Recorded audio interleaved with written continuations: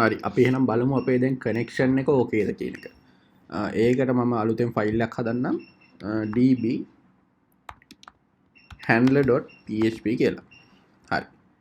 මේකේ මුලින්ම php හරි. අපිට පුරුදු විදිහටම දැන් කලින් config එක මේකට import කරගත්තා වගේ දැන් මේකට db connection එක import කරගන්න වෙනවා. එතකොට include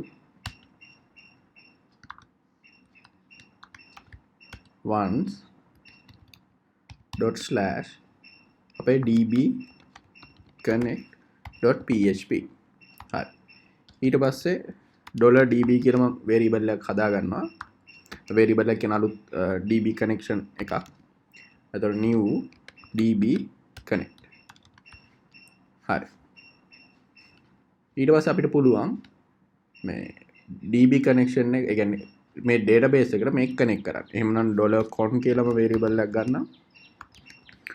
දැන් $db කියන එකේ මම get connection කියන method එක use කරනවා.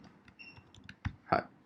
ඊට පස්සේ අපිට පුළුවන් මේ con කියන variable එකට මොකක් හරි value එකක් තියෙනවද නැද්ද කියලා බලා ගන්න. එහෙනම් value එකක් තියෙනවා කියන්නේ අපේ එක database එකට connect වෙලා.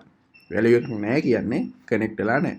දැන් මේ if $con කියලා කියන්නේ මෙතන value එකක් තියෙනවා නම් අපි දාමු echo කිය එකක්. database connected. හරි.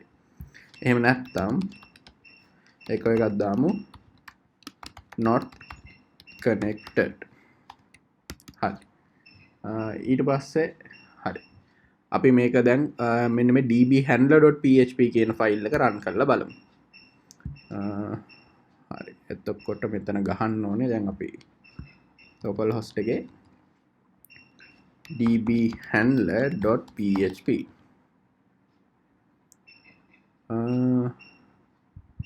හරි database connected කියලා message එක ඇවිල්ලා තියෙනවා. warnings ටිකක් ඇවිල්ලා තියෙනවා. මෙතන පොඩ්ඩක් ස්පේස් එකක් ගහලා බලන්න.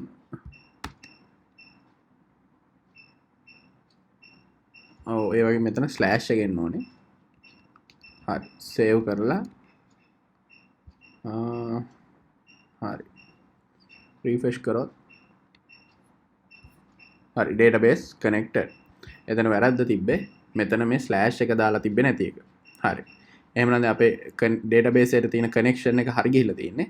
එහෙමනම් ඊළඟ වීඩියෝ එකෙන් ආයෙත් හම්බ වෙමු.